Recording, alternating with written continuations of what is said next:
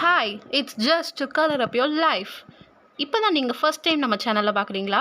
மறக்காமல் இப்போ சப்ஸ்கிரைப்ன்ற ஆப்ஷனை கிளிக் பண்ணி அது ஆப்போசிட் சைடில் பெல் பட்டன் இருக்கும், அதை கிளிக் பண்ணிங்கன்னா ஆல்ன்ற ஆப்ஷனை செலக்ட் பண்ணிவிட்டு அப்போ தான் உங்களுக்கு நான் என்ன வீடியோ போட்டாலும் உங்களுக்கு வந்து ரீச் ஆகும்.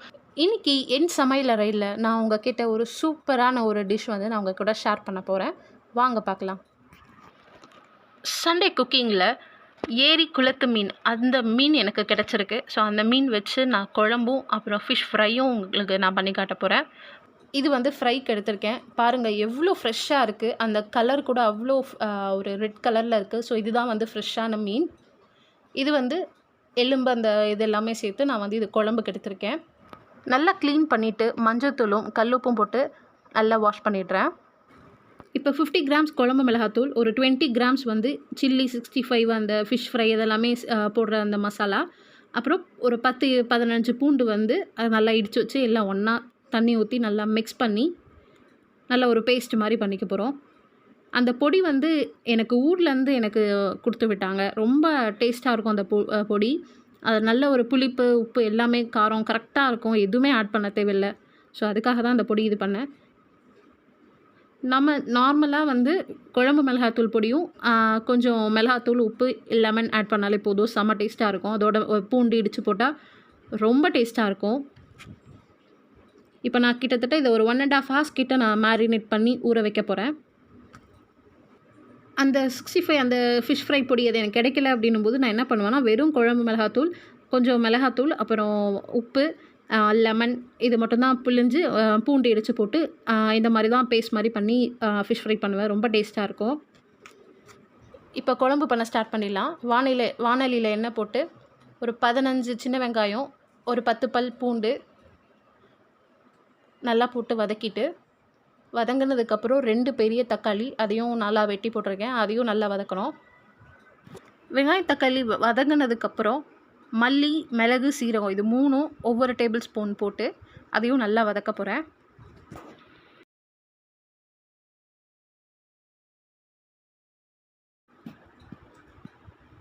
ஒரு ஸ்பூன் கல்லுப்பு, அதுக்கப்புறம் ஒரு 4 டேபிள் ஸ்பூன் மல்லித்தூள், ஒரு 1.5 டீஸ்பூன் மிளகாத்தூள், அப்புறம் 1 டீஸ்பூன் மஞ்சத்தூள் இதை 3த்தையும் போட்டு நல்லா மிக்ஸ் பண்ண போகிறேன் சிம்மில் வச்சு. அப்புறம் கொஞ்சமாக ஒரு 4-10 தேங்காய் கொஞ்சோண்டு அதை வந்து நல்லா துருவி அதையும் இதோட போட்டு ஸ்டவ் ஆஃப் பண்ணிவிட்டு அந்த சூடோடு நல்லா கிளறி விடுறேன். அடுத்து குழம்பு பண்ணுறதுக்கு எண்ணெய் ஊற்றிட்டு, நல்லெண்ணெயில் பண்ணால் ரொம்ப டேஸ்ட்டாக இருக்கும். ஸோ நான் ஆயில் தான் ஊற்றுறேன். கொஞ்சம் கடுகு, கொஞ்சம் வெந்தயம், கொஞ்சம் சீரகம், அதுக்கப்புறம் ஒரு பெரிய வெங்காயம் பொடியாக நறுக்கி வச்சுருக்கேன், ஒரு 2 பச்சை மிளகாய், அப்புறம் ஒரு 6-7 பூண்டு இது எல்லாத்தையும் போட்டு நல்லா வதக்கிட்டு நல்லா வதங்கட்டும். இது ஒரு பக்கம் வதங்கிட்டு இருக்கட்டும். இப்போ ஃபிஷ் ஃப்ரை பண்ண போகிறேன். இந்த நான்ஸ்டிக் தவா ஃபிஷ் ஃப்ரை பண்ணுறதுக்குன்னே எடுத்து வச்சுருப்பேன்.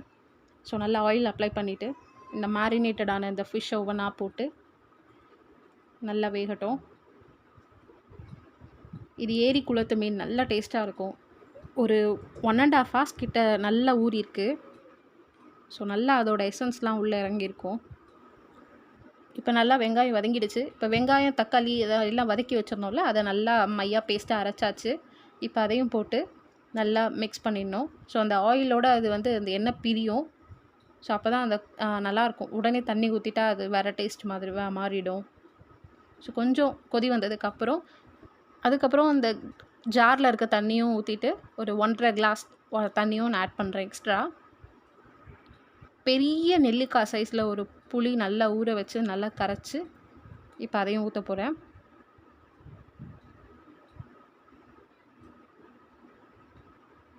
குழம்பு எவ்வளோ திக்னஸ் எவ்வளோ வேணுமோ அதுக்கேற்ற மாதிரி தண்ணி ஆட் பண்ணிவிட்டு நல்லா கொதிக்கட்டும். ஃபுல்லாக முடி வைக்காமல் கொஞ்சம் லைட்டாக ஓப்பனில் வச்சு கொதிக்க விட போகிறேன். இந்த பக்கம் ஃபிஷ் அப்படியே திருப்பி போட்டுடலாம்.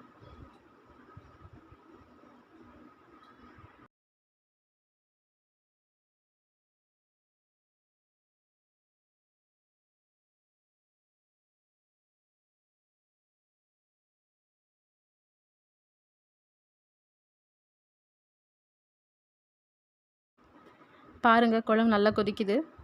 இன்னும் கொஞ்சம் அது திக்னஸ் வேணும், அதுக்காக இன்னும் கொஞ்சம் மூடி வைக்கிறேன். Fish fry ready. ஸோ எடுத்து நம்ம அப்படியே ஒரு பாத்திரத்தில் மாற்றி வச்சிடலாம். எப்படி இருக்குது பாருங்களேன். இந்த பக்கம் நல்லா குழம்பு கொதிச்சிடுச்சு. இப்போ இதில் வந்து ஒவ்வொரு மீனாக நம்ம ஆட் பண்ணலாம். மீன் ஆட் பண்ணி ஒரு 7 to 10 மினிட்ஸ் அவ்வளோதான், நல்லா வேகட்டும், வெந்துடும். பாருங்கள் எவ்வளோ எண்ணெய் பிரிஞ்சு பார்க்கவே கலர்ஃபுல்லாக இருக்குது. ஓகே, குழம்பு கொதிக்கட்டும், நல்லா மூடி வச்சிடலாம். இப்போ 10 நிமிஷம் கழித்து மீனும் ரெடி ஆகிடுச்சு, நல்லா வெந்துருச்சு. அது மேலே அப்படி மல்லி இலையும் கருவேப்பிலையும் அப்படி கார்னிஷ் பண்ணிவிட்டு அவ்வளோதான், சர்வ் பண்ண ரெடி. நல்லா ஊறி அப்படி அடுத்த நாள் வரைக்கும் அப்படியே சாப்பிடும்போது செம்ம டேஸ்ட்டாக இருக்கும். நல்லா மண் சட்டியில் நல்லா கொதிக்க கொதிக்க மீன் குழம்பு சூப்பராக இருக்குது. இது இப்போ நல்லா சூடான சாதத்தோட மீன் குழம்பு அப்புறம் ஃபிஷ் ஃப்ரை வச்சு செம்ம காம்பினேஷனுங்க, சூப்பராக இருக்கும். கலர் பாருங்களேன், எவ்வளோ பார்க்கவே கலர்ஃபுல்லாக இருக்குது.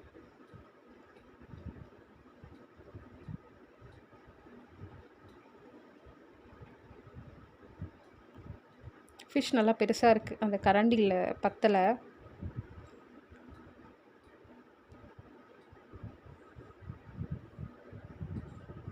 அவ்வளோதான், ரெடி.